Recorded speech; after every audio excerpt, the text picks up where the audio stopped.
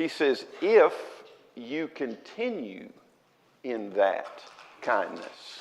So where I'm at with God is up to me. Whether I'm on the severe side or I'm on the kind side, it's completely up to me. Otherwise, he says, you will be cut off. So there's pride and there's humility. And Paul wants to remind everybody as he's coming to the very end of the theological section of the book of Romans, he gets into chapter 12 into what we call the practical section.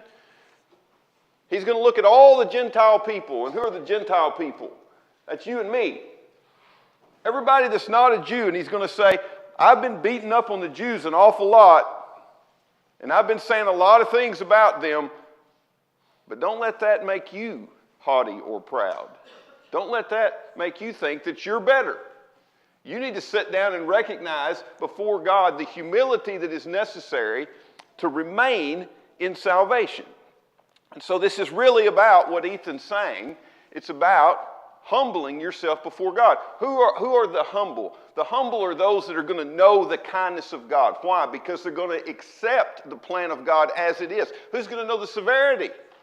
The prideful. And it's not going to matter if you're Jew or you're Gentile. Why? Because you've chosen to go a different way. In some way, either to change the plan of God or to reject the plan of God. So I couldn't help but think about Proverbs 16 and 18, which most of us know. That's the King James. I like this slide, so I just put it up. We don't use the word goeth, I don't think, anymore. Does anybody say goeth? Pride goes before destruction and a haughty spirit before a fall. That idea pervades everything Paul's going to say in this section. Pride goes before destruction. When we say pride, all we mean is that you think you're something you're not. You think you're greater than you are. See, Adam and Eve, all the way back to the garden, what did they want to be? Greater than they were. They wanted to be something they weren't. So pride's one of the greatest lies that humanity's ever engaged in, and we often do. Another thing my dad used to say to me was, you're getting too big for your britches. You heard that one, right? Okay. What's he saying? Get rid of the pride. See, it starts way, way early in life. I read one author, I think it was C.S. Lewis, who said, pride is something we've all got in our lives, and it's the ugliest thing we see in everybody else. Do I see it in me? Paul wants everybody to sit down and say, you need to check your relationship with God and not go back. You know, sometimes when we read the Gospels, I've made comments like this and others have made comments like this. We'll say something like, can you believe those stupid Jews? How could they miss the Messiah? And we can just beat them up all day long. And what Paul is doing now, as he comes into verse 13 of Romans 11, is he's saying, all right, let's stop with all that. And let's talk about us. Let's talk about you. Let's talk about looking in the mirror and recognizing that at the end of the day, it's about my humility before God and my accepting of the plan, regardless of what everybody else is doing. So point number one this morning, we have a warning to us about pride. In Romans 11 and 13, how do I know that Paul has stopped speaking to the Jewish people? Because he tells me that.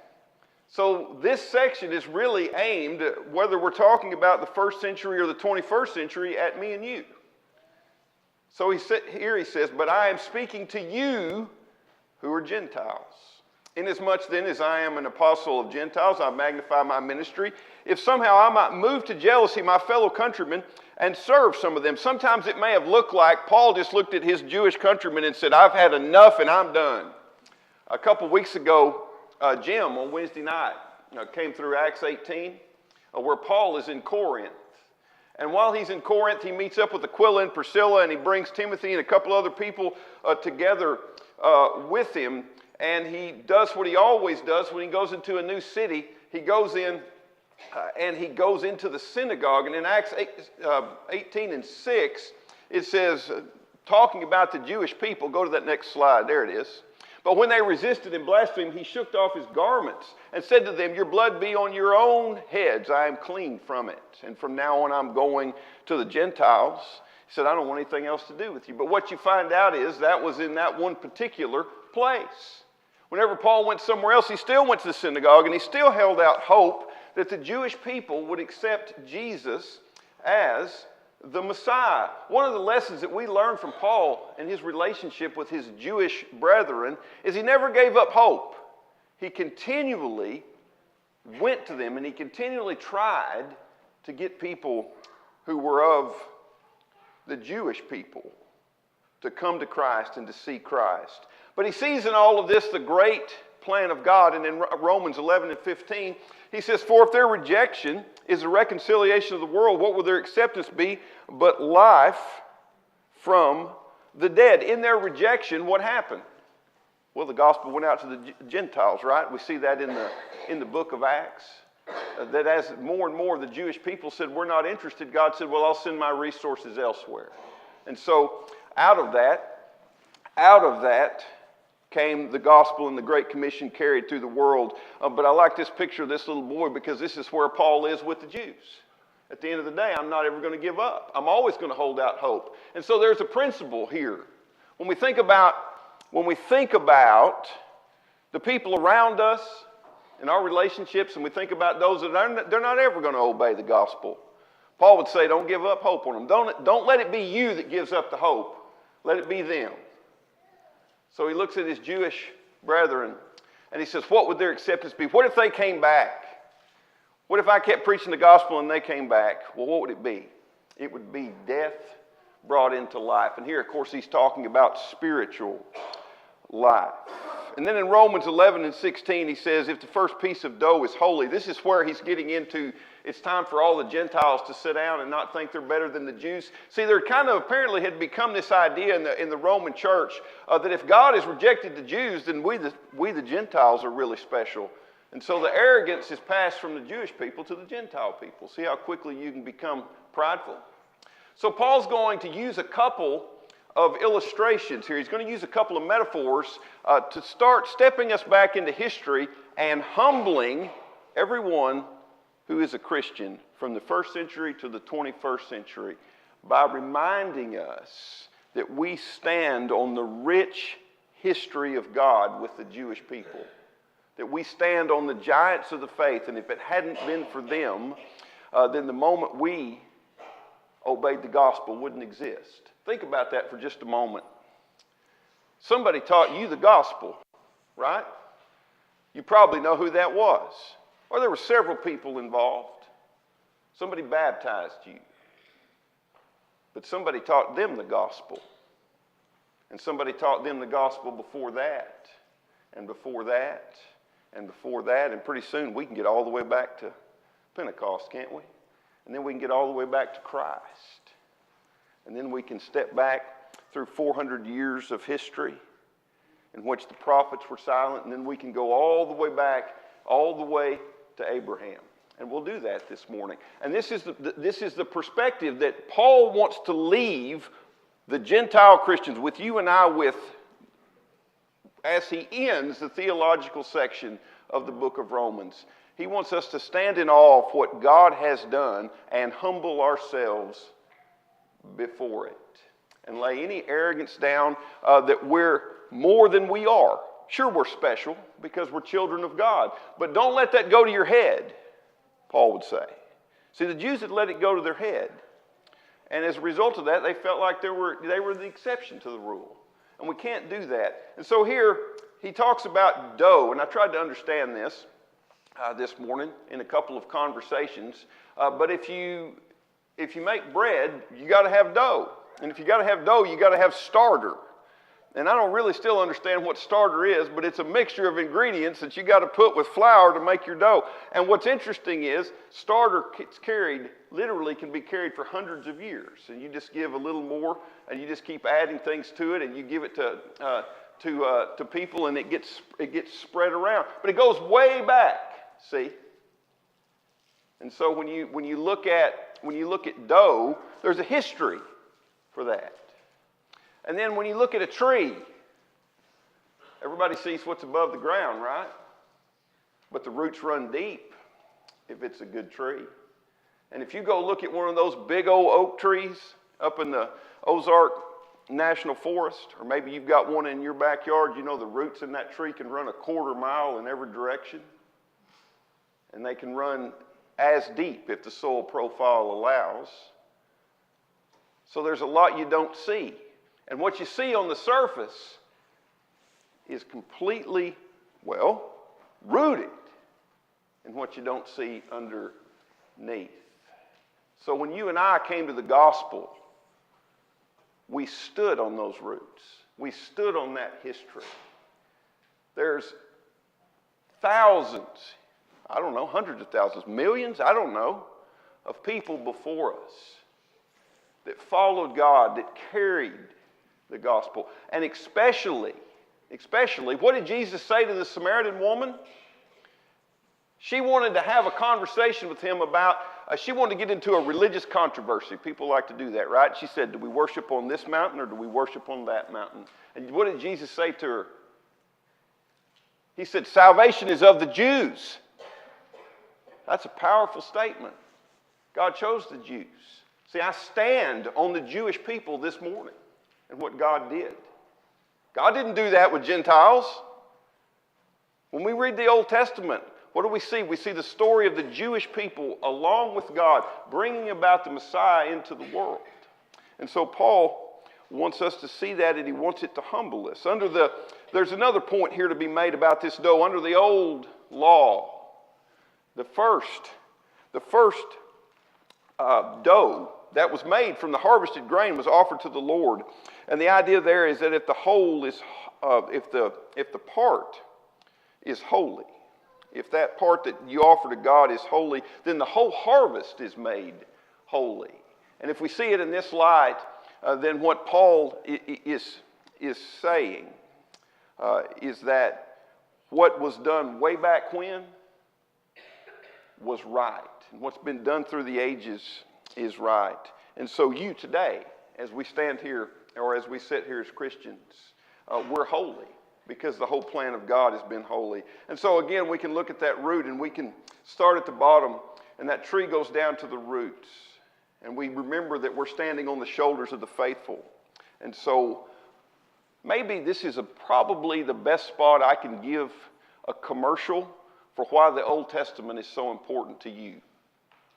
The story of God is the Old Testament. The story of what God did and why he did it to bring Jesus into the world. And it's a story that ought to humble us. There's thousands of years that take place here in which God is patiently working so that you and I would have that moment in life as a Gentile, not a Jew, when we could say, yes, I want the salvation of Jesus Christ. Yes, I want heaven.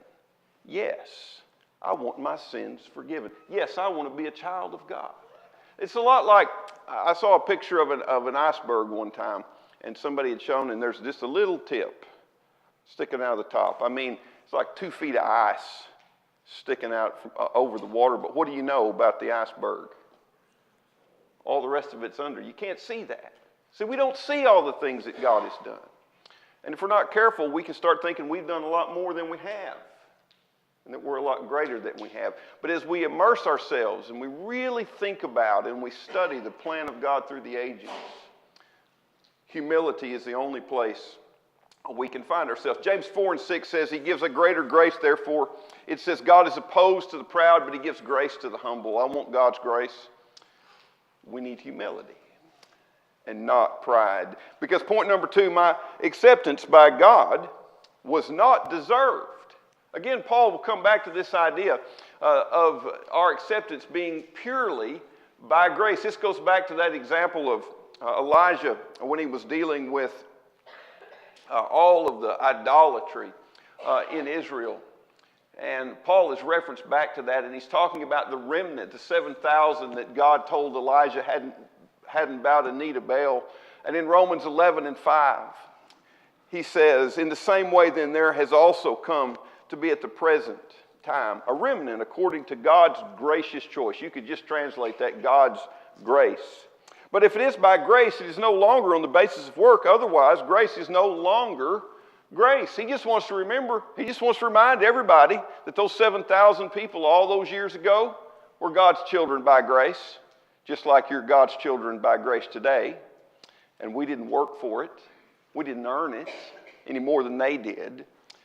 And let that humble you. And let it remove any arrogance that maybe we're better than, or that we perhaps think we're better than we actually are. And so back into the text in Romans 11 and 17, Paul is going to use a new example here. We'll get to it in just a moment. He's going to kind of expand on this idea of the dough and the root. And he says, but if some of the branches were broken off, and you, being a wild olive, were grafted in among them and became partakers with them of the rich root of the olive tree, do not be arrogant towards the branches. But if you are arrogant, remember that it is not you who supports the root, but the root that supports you. And so we have an analogy here, and Paul uses a picture of an olive tree. Now that's not what we would have picked. Go to that next slide real quick. There we go. This isn't what we would have picked if we'd been picking something probably from Arkansas or from the South. But Paul says, let me drive this home a little bit deeper. There's an olive tree, as you probably guessed. That old gnarled tree, olive trees, some of them that have been measured are over 6,000 years old. Now think about that for just a moment. There's a tree right there that was 2,000 years old when Abraham was called by God.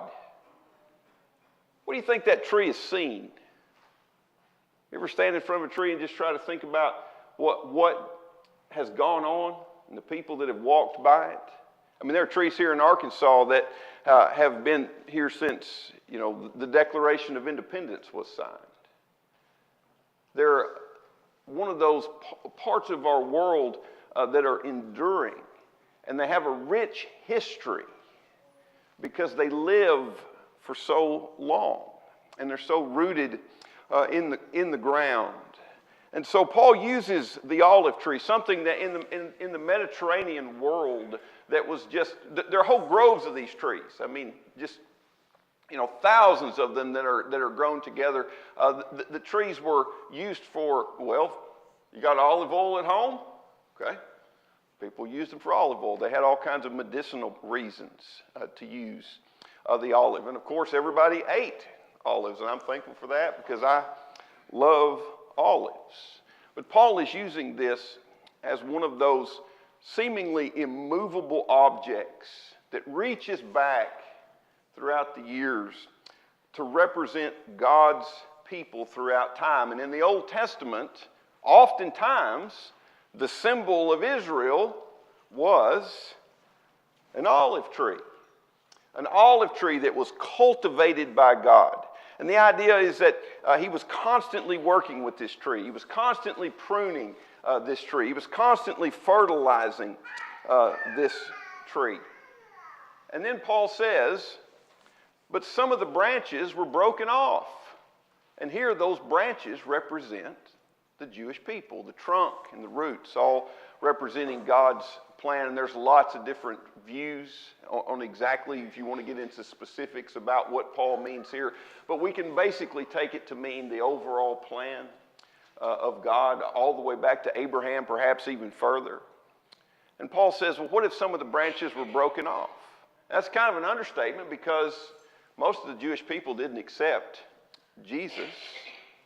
And then he says, and you're a wild olive. In the Mediterranean world, there's two kinds of olive trees. There's the cultivated tree and there's the wild tree.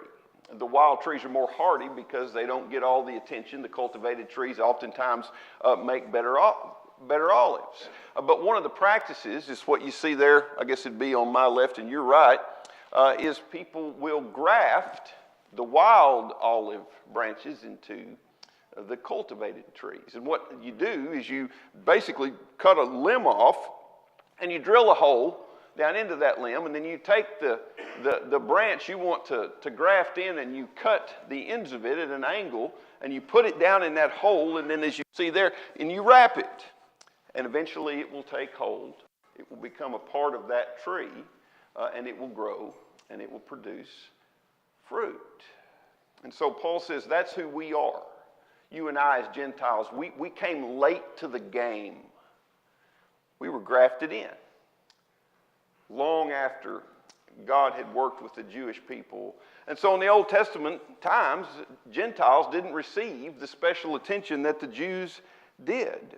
But now we're as much a plan and a purpose of God, a part of the plan and the purpose of God, and that word still looms large in this passage, if we want to be. So Paul says the result here is we become partakers with them of the rich root. I like the way the Greek actually puts it. The Greek literally says we become partakers with them of the fatness of the root. And the idea here is in this tree, in this family tree of God, you don't have to have somebody leave so you can be grafted in. There's all the room you would ever need for anybody and everybody that wants to be a part of this family tree. And so the only question is, do you want to be a part of it?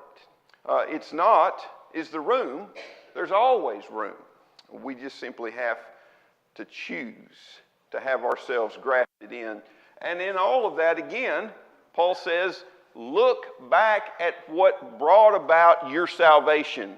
God's work with the Jewish people. All right? And then what does he say as a result of that? Do not be arrogant towards them. Recognize the awesome plan that has come about through the prophets. Think about Jeremiah and Isaiah. Think about all those guys we call the minor prophets, the ones you can't pronounce. They're at the end of the Old Testament, Zephaniah and Haggai and Zechariah and so forth. Think about the great kings of Israel, David and Josiah and Hezekiah. Think about the great women through the years, Deborah, Ruth, and Esther, and so many others that we could name, and realize that we stand on their shoulders. And think about Abraham. If we go all the way back, and what does it say? That he walked in the footsteps of God. And because he walked in the footsteps of God, he started something that today I benefit from. And I need to let that humble me and remove any arrogance at all that I've done more than I actually have. And I need to bend my knee and thank God. Because number 3, our acceptance by God is reversible.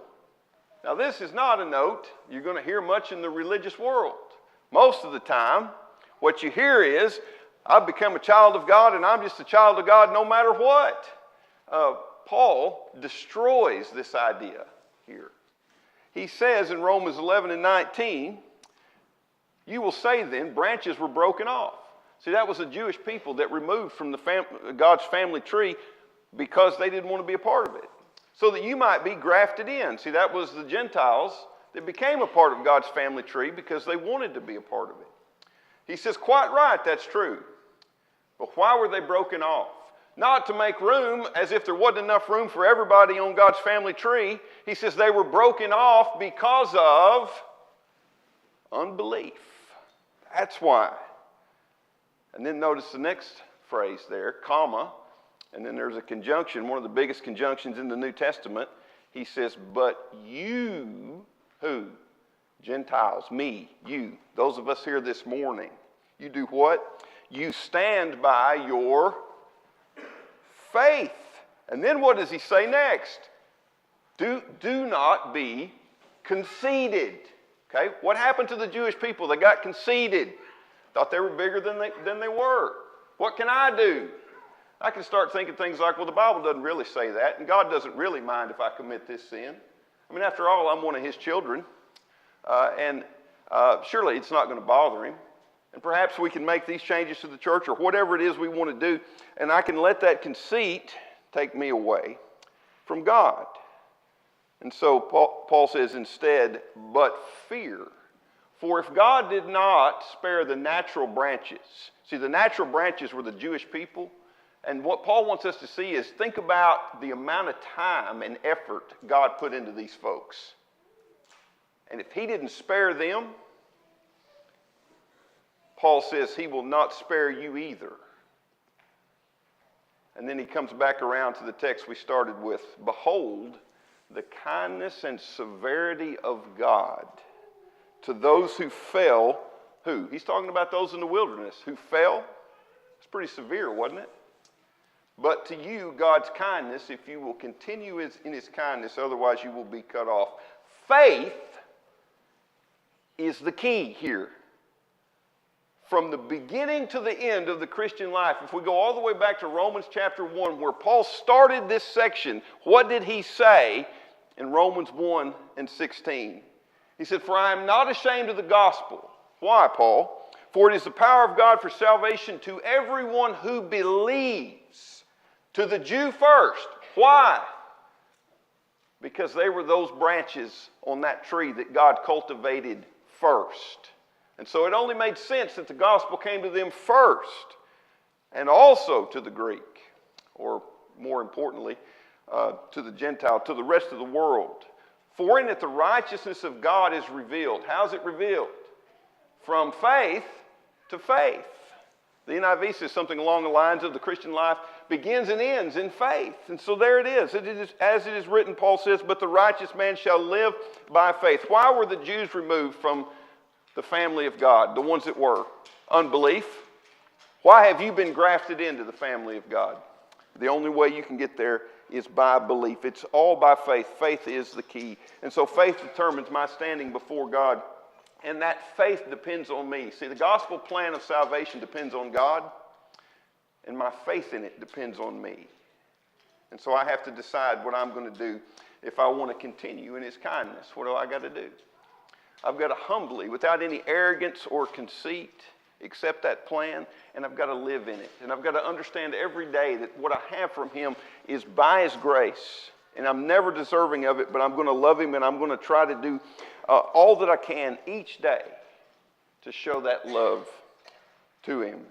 And I'm also going to remember, point number 4 as we close, that salvation still waits for the unfaithful. This is why Paul never gave up on the Jewish people, and you and I shouldn't give up on those around us. You say, well, salvation waits for the faithful. Paul says here, salvation waits for the unfaithful. What happened? In Romans 11 and 23, Paul says, going back to the Jewish people, he says, "And they also, if they do not continue in their unbelief," what does he say? "Will be grafted back in. For God is able to graft them back in again. For if you were cut off from what is by nature a wild olive tree and were grafted contrary to nature into a cultivated olive tree, how much more will these who are the natural branches be grafted back into their own olive tree?" So here's the point. Paul says if the Jewish people want to come back to God, the door's open. And so we can leave right here this morning, and this is the point I want to leave you with. If you have decided not to believe, if you've walked away from God, God says the door's open. It's open. You want to come home? It's totally up to you. It's just like the story of the prodigal son. It is no different. And so Paul says there is the kindness and there's the severity of God. And then on the day of judgment, the bottom line is I will have chosen one or the other. God says, which do you want? You know, we say as Americans we like options. God says, I've got 2 options. I've only got 2. Kindness comes to the humble, and severity comes to the prideful. And which will you be? We hope you'll choose the kindness of God. And this morning, if you need to put Christ on in baptism, if you need that kindness, if you need that forgiveness of sins, please come as we stand and sing. There's a fountain, breathes his glory through and me. Let us taste, oh, taste to its spring. 'Tis a fount of love from the source of love, and he bids us all freely drink. Will you come?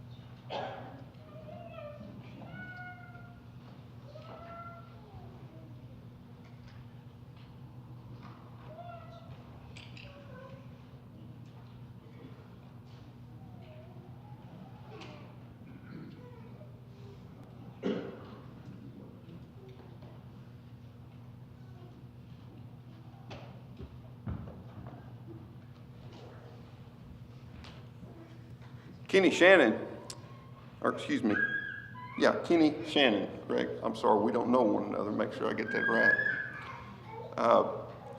Said something to me that I wish a lot of people that I know would say. He said, I've been too neglectful of the church. I need to get back in church, and I'm looking for a church home. And so we want to welcome Kenny, and we certainly want him to know that we'll help him in any way that we possibly can. Let's stop and pray together. Father in heaven, we are so pleased. And we know that you're thrilled when one of your children that has played the prodigal has chosen to come back. We want to pray at this time for Kenny and whatever difficulties that he has and whatever difficulties may be before us, that we would surround him, that we would be his family, and that we would be his friends, and that we would help him in any way that he needs, and that he would become each day, once again, more dedicated to you. In Christ's holy name, amen.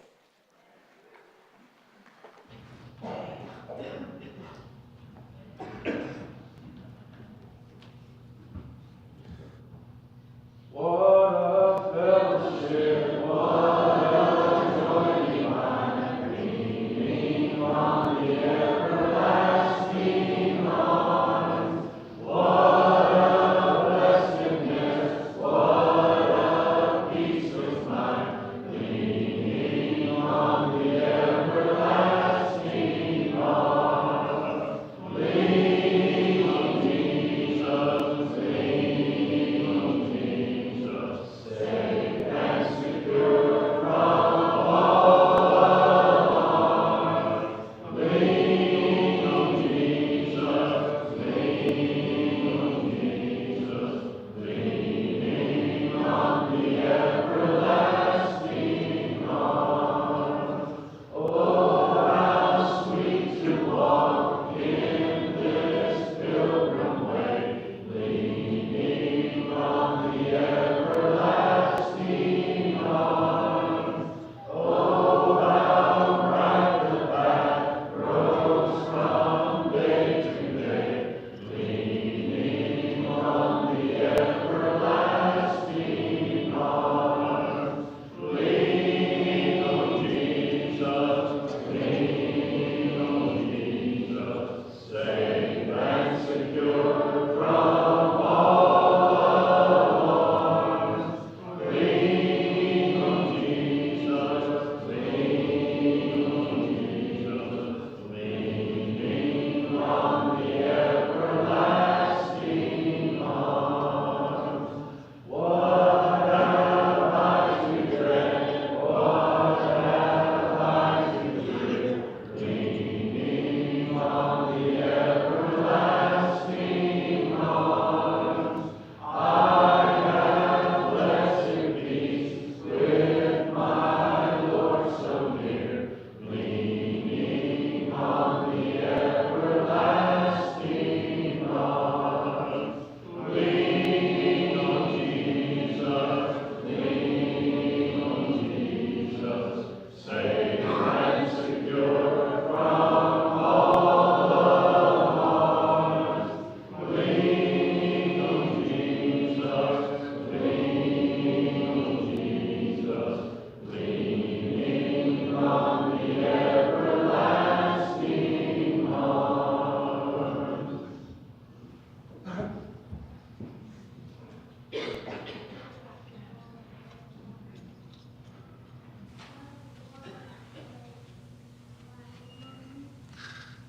Will y'all bow with me, please?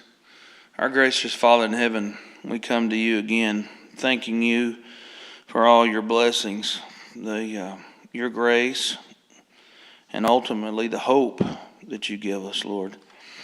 We ask that you be with Mr. Ricky and the doctors and the nurses, and that all turns out well. We ask you again to be with the gentlemen that come forward. We ask you to be with us until the next appointed time. In your son's name, Jesus, amen.